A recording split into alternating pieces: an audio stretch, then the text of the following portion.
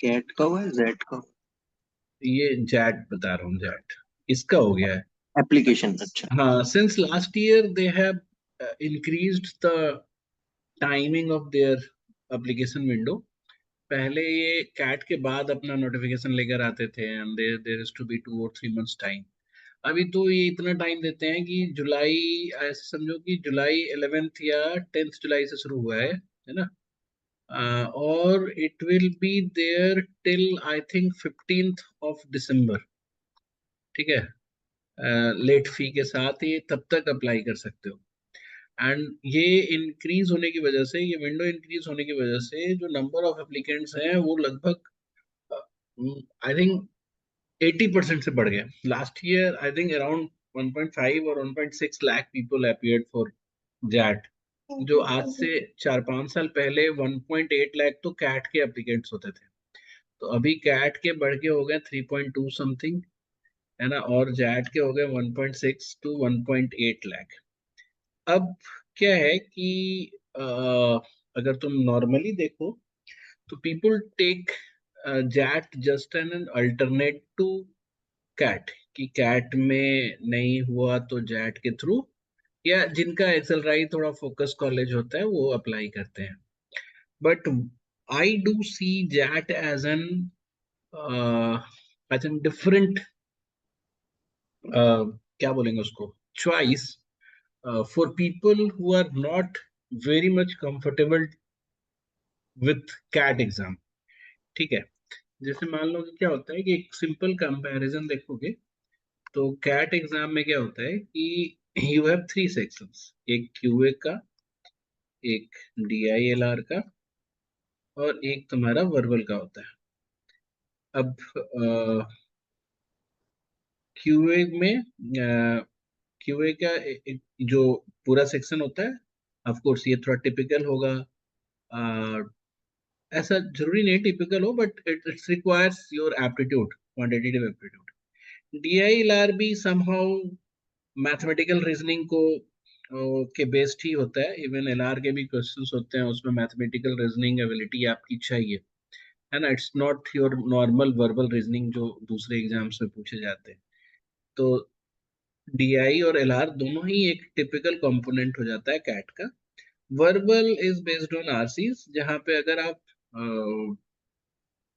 Verbal में अच्छे हो या इंग्लिश में अच्छे हो या रीडिंग एबिलिटी आपकी अच्छी है तो you score good here, but you may not score good here. But in contrary to CAT, XAT का जो पेपर होता है ना, आप इसमें देखोगे कि इसमें जो क्यूए, डीआई और एलआर जो है ना, ये सब एक साथ होता है एक ही सेक्शन में। 28 क्वेश्चन होंगे अराउंड।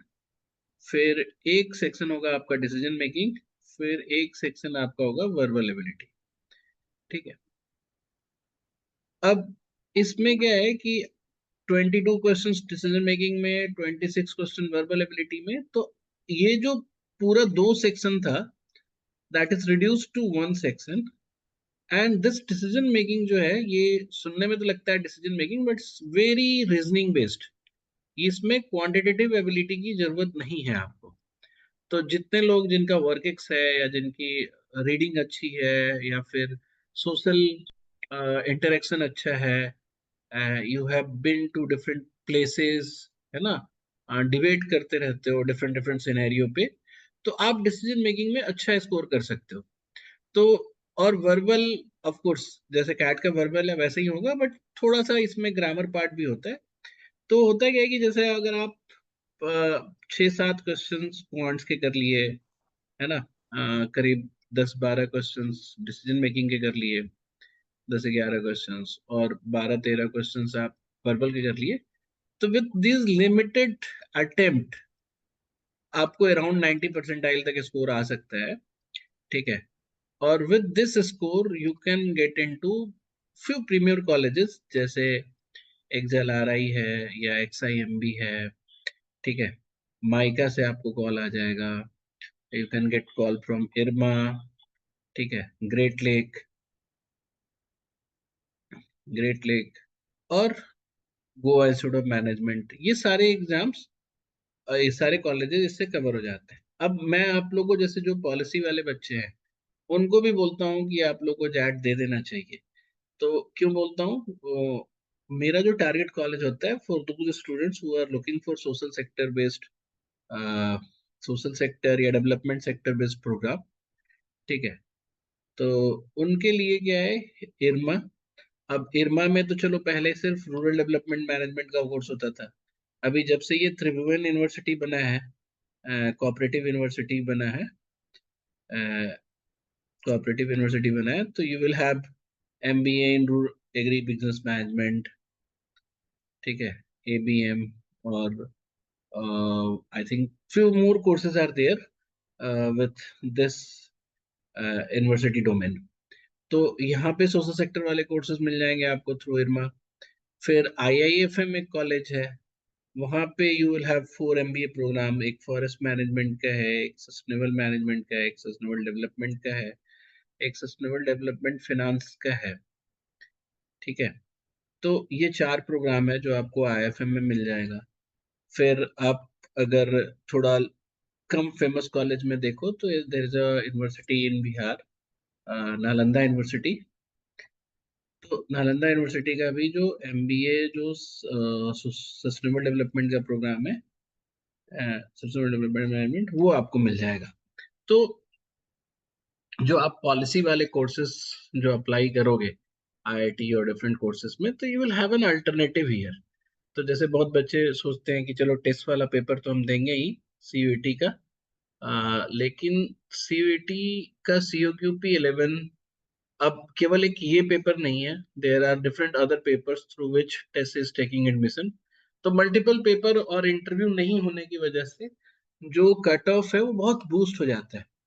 तो जिन लोगों को भी एक अल्टरनेट ऑप्शंस की तरह चाहिए कि हाँ हम कुछ ऐसा रखें जहाँ अगर हम पॉलिसी वाले में नहीं भी जाएं तो सोशल सेक्टर में ही रहे, प्लेसमेंट का स्कोप ऑलमोस्ट उतना ही रहे, तो इस केस में हम इसलिए बोलते हैं आपको कि जैट का पेपर देना चाहिए, ठीक है। तो एक बार फिर से, जैसे अगर आप देखोगे तो करना क्या है जैट के लिए। तो अगर क्वांट्स की बात करें तो जितना आप क्वांट्स के टॉपिक आप पढ़ रहे हो for your different MPP exams, ठीक है, डिफरेंट एमपीपी या फिर सीओक्यूपी, या फिर आप एनएलएसआईयू के लिए, या फिर जीआरई के लिए, जो भी आप टॉपिक पढ़ रहे हो, ठीक है, उतना ही पढ़ना है। बस उस इतने टॉपिक के लेवल 2-3 तक आपको चले जाना है, जिससे कि सिलेबस हम पूरे जैट का ना कवर करके सर्टेन सेक्शन को ही हम अच्छे से पढ़ लेंगे, सो दैट आप 28 में से कुछ क्वेश्चंस कर पाए। दूसरा क्या है कि जो इनका DILR होता है थोड़ा डिफरेंट होता है ना, डिफरेंट टाइप के डेटा सेट्स होते हैं, है ना। उस डिफरेंस को पकड़ के आपको कुछ एक्सरसाइज करनी है, it will not take much time. आप 8 से 10 सिटिंग में आप जैट लेवल के डीआई के लिए कंफर्टेबल हो सकते हो, है ना। तो जो आप डीआई आप पढ़ रहे हो फॉर ऑल दीज कॉलेजेस, उसके ऊपर ही ये बिल्ट हो जाएगा, उसके ऊपर ही ये बिल्ड हो जाएगा। फिर उसके बाद अगर आप वर्बल की बात करो, तो अगर कोई भी आप पेपर दे रहे हो, जैसे मान लो कि आईआईटी दिल्ली का दोगे, या फिर एनएलएसआईयू का दोगे, या फिर कोई भी पेपर दे रहे हो, तो उसमें वर्बल का जो स्ट्रेंथ होता है वो अब अच्छा ही होता है। एसएससी की तरह नहीं वर्बल होगा वो आपको, वो, मतलब टिपिकल, मतलब अब आरसीज वगैरह जो देते हैं वो अच्छा देते हैं। तो इसलिए जो यहाँ पे आप प्रिपेयर कर रहे हो, this is enough for XLRI और जैट का जो वर्बल है। बस ये है कि एक हमारी पीडीएफ है, verbal ability for CAT and jet.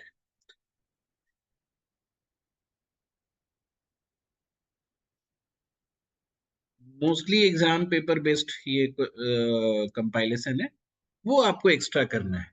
तो एक्स्ट्रा क्या करना है आपको प्रिपरेशन से, जैसे ये आपका मैथ्स का ये तो आप कर ही रहे हो, बस लेवल 2 लेवल 3 एक्स्ट्रा करना है, ये आपको करना है एक्स्ट्रा, ठीक है। ये पीडीएफ आपको एक्स्ट्रा सॉल्व करनी है। And there will be a book for decision making, बहुत छोटा बुक है, वो भी पास्ट ईयर पेपर बेस्ड है ना। 8 साल 8 इयर्स का पेपर, उसको हम लोग डिस्कस करेंगे। कोई प्रीरिक्विजिट नहीं है, कोई प्रीरिक्विजिट मतलब कि ऐसा कोई थ्योरेटिकल बैकग्राउंड की जरूरत नहीं है ना। Although still we will have some classes, एक दो तीन क्लासेस होंगी जिसमें डिफरेंट कंडीशंस को या फिर डिसीजन मेकिंग के क्राइटेरिया, कंडीशंस और क्राइटेरियाज पे हम लोग बात करेंगे। But again it will not be a shortcut to any type of questions, but वही है कि किस तरह के क्वेश्चंस होते हैं, क्या क्राइटेरिया लेके क्वेश्चंस बिल्ड होते हैं, वो हम एक दो डिस्कस कर लेंगे। आपको बस पेपर करना है। तो आप समझो कि जैसे अगर एक साल में अगर 22 पेपर है और 6-8 साल का पेपर कर रहे हो, तो लेट्स से 6, तो लगभग 132 सेट्स ऑफ क्वेश्चंस आपको करने हैं। यही एक्स्ट्रा करना है। That's why I am expecting everyone to appear for XAT, क्योंकि यही अगर हम कैट के लिए बोलते तो यू कुड हैव, मतलब उसमें फिर बहुत हमें कवर करना पड़ता। तो everyone should appear for XAT whosoever is preparing for public policy program, है ना। या फिर आप जीआरई दे रहे हो तो आप तब भी अपीयर कर सकते हो। जैट से क्या होगा, अब क्या क्या, इसके लिए क्या क्या फायदा है बता ही दिया मैंने कि बीए के लिए तो है ही जेएलआरआई, एक्सआईएमबी, ये सब प्रीमियम कॉलेजेस जो है सो है ही, ठीक है। माइका, ठीक है।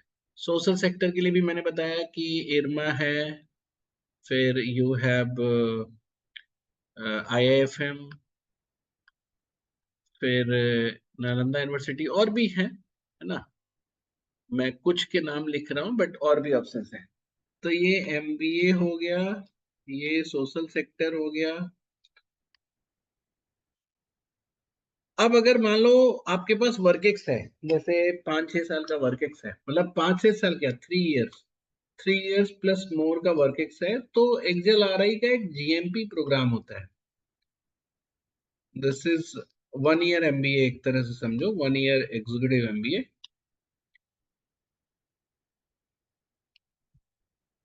इसके लिए आप एलिजिबल हो जाओगे थ्रू जैट स्कोर। अदरवाइज आपको फॉर द सेम प्रोग्राम आपको जीमेट या जीआरई देना पड़ता है ना। तो अगर आप जैट से कर रहे हो, अगर जीआरई नहीं दे रहे हो, जैट कर रहे हो, तब आप इसके लिए तब भी एलिजिबल हो जाओगे। फिर आप जो एक्सेल आरआई का एफपीएम प्रोग्राम है, उसकी भी शॉर्टलिस्टिंग आपको जैट से हो जाएगी। ठीक है, तो इतने एडवांटेज हैं विच यू कैन गेट और which you will get through XAT. ठीक है। पेपर बहुत ही इंटरेस्टिंग होता है। अनलाइक कैट, एक और बहुत बड़ा डिफरेंस है जो कैट और जैट में होता है। जैसे कैट में क्या होता है कि क्यूए और डीआईएलआर और वर्बल सबके लिए एलोकेटेड टाइम होते हैं, 40-40 मिनट्स का ऐसा कुछ टाइम होता है।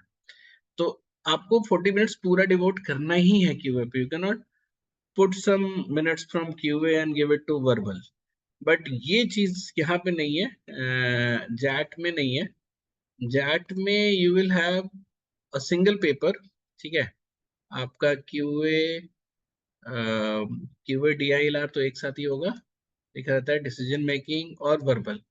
फॉर द इंटायर 76 क्वेश्चंस आपको एक ही बार में आपको टाइम मिलेगा, ऑलमोस्ट 2.5-3 घंटे का। तो इसमें जैसे टाइम भी, जैसे ये देखो पूरा मिला के इसमें 120 मिनट का टाइम मिलता है, इसमें 150 मिनट्स का आई थिंक टाइम मिलता है। तो you will have more time to solve questions.